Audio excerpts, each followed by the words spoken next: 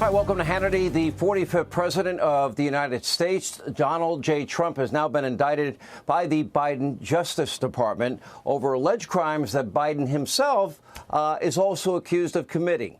But while the ongoing federal documents investigation into Joe Biden is going seemingly nowhere, Donald Trump is now being forced to appear before a federal judge on Tuesday to face what is now criminal charges, all 37 felony counts. By the way, it's called count stacking, 31 of the counts of willful retention of national defense information, 6 process crimes. President Trump is calling this election interference at the highest level. Members of Congress are now openly comparing the U.S. government to a corrupt banana republic. And on this program, the great one, Mark Levin, called it a war on the republic. And coming up tonight, we'll get full legal analysis from our own Greg Jarrett, Alan Dershowitz, former acting Attorney General Matt Whitaker. We'll also hear from former Speaker of the House Newt Gingrich, House Judiciary Committee Chairman Jim Jordan, and later, stay tuned for my preview of my exclusive interview with California Governor Gavin Newsom. That's all coming up this Friday night. But first, we begin with a statement that you hear a lot from the left. Nobody's above the law. They say there is one set of rules for every American. In fact, the DOJ special counsel, Jack Smith, who is prosecuting Donald Trump, emphasized this during a press conference earlier today. Unfortunately, I'm not buying it, and I'll explain in a minute, but take a look. How did the FBI view the incident in which Hillary Clinton instructed Jake Sullivan to take the markings off of a document that was to be sent to her? Yeah, we looked at that pretty closely. There was some problem with their secure fax machine, and there's an email in which she says, in substance, take the headers off of it and send it as a non-paper. We have one set of laws in this country, and they apply to everyone. There are hundreds of classified documents on these servers. How many people, without a security clearance, had access to that server? I don't know the exact number as I sit here. It's probably more than 2, less than 10. We have one set of laws in this country, and they apply to everyone. 110 emails in 52 email chains have been determined by the owning agency to contain classified information at the time they were sent or received. 8 of those chains contained information that was top secret at the time they were sent. 36 of those chains contained secret information at the time, and 8 contained confidential information at the time. Although there is evidence of potential violations of the statutes regarding the handling of classified information, our judgment is that no reasonable prosecutor would bring such a case. We have one set of laws in this country, and they apply to everyone. One set of laws in this country, and they apply to everyone. Really? No reasonable prosecutor would bring charges against Hillary Clinton, even though Hillary, we now know, mishandled thousands of classified documents. James Comey says it, which were illegally stored on her private servers, likely, they believed, hacked by foreign countries, our adversaries. She then attempted to cover her tracks by deleting another 33,000 emails, wiped all of those hard drives clean with something we had never heard of before called BleachBit. And then, of course, the BlackBerries, the iPhones, they were smashed with hammers and SIM cards were removed. Now, take a look at your screen. This is Joe Biden's garage during a campaign filmed in 2020 next to his precious Corvette before Biden was president. Well, at that very same location, right in that same garage right there, classified documents were uncovered, possibly in the cardboard box on your screen.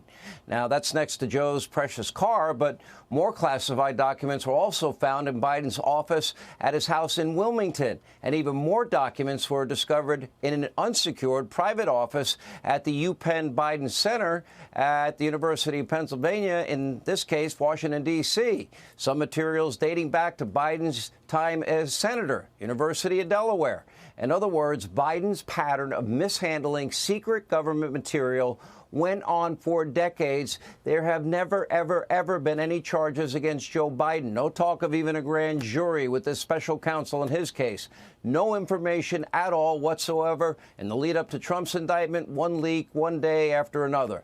So given today's news, I guess there are two sets of laws, one for Clinton, one for Biden, one for Democrats and other high-profile liberal Democrats, and another whole set of standards as it applies to Donald Trump, his supporters, any other conservative.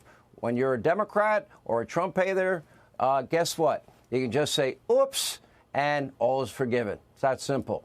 Or in case of Joe Biden, you can just lie. For example, Biden swore that he never once spoke to his son or his brother or family about his shady foreign business deals. That's a complete lie. We've proven that over and over again.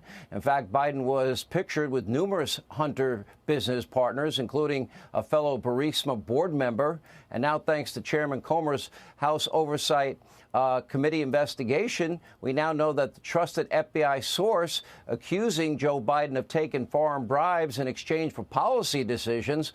Well, we know a lot more about this individual. We already know that Biden, as vice president, was tasked with leading America's policy in Ukraine during the Obama administration. And we know that Hunter was raking in at least 50 grand a month from a Ukrainian oil giant and gas giant the very same time. We also know Hunter accepted lavish gifts from the founder of Burisma. We know he was paid a fortune, but yet he admitted on Good Morning America he had no experience. Then he had gifts. By the way, did he ever file taxes on those? Did he ever register as required by the FARA Act? And were there any policy changes? What did he do in exchange for this money? Now, we also know that Joe, as vice president, well, he leveraged $1 billion U.S. taxpayer dollars. Why? To get a Ukrainian prosecutor fired.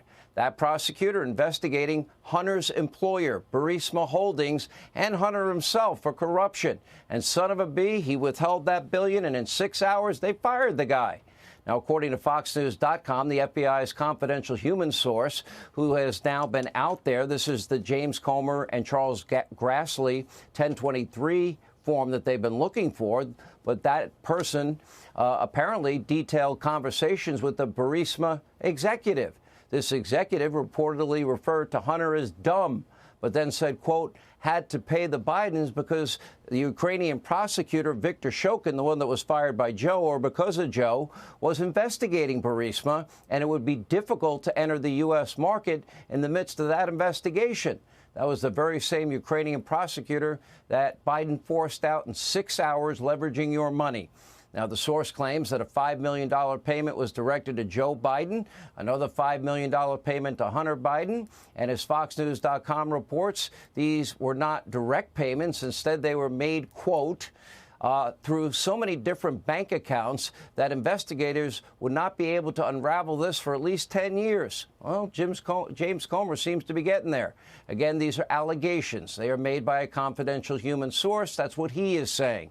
And he worked for the FBI for years. In fact, the FBI trusted this source so much, they paid this individual $200,000 plus for previous intelligence. And yet, as far as we know, the DOJ, they've known about this since 2017. They're not pursuing a case against the big guy, Joe. They're not looking at Hunter's laptop where he complained bitterly about giving half his income to Pops or paying for Pops' home repairs. So after, pushing the Russia hoax, committing FISA abuse, falsifying documents, squeezing witnesses over process crimes, and, of course, using heavy-handed raids to intimidate witnesses and then leaking a lot of it to the press, also pushing big tech to censor the Hunter Biden laptop story that we all know was very real, and now seemingly ignoring bribery allegations against Biden, I think it's pretty fair for Americans to conclude how insulting it is for a DOJ special counsel to trot out and lecture all of us how that we have equal treatment under the law, because I'm not buying that in this America, Joe Biden's America. The sheer lack of self-awareness is beyond stunning, but in reality, Biden's far left, DOJ, they probably don't care. They just want to get Trump at any cost.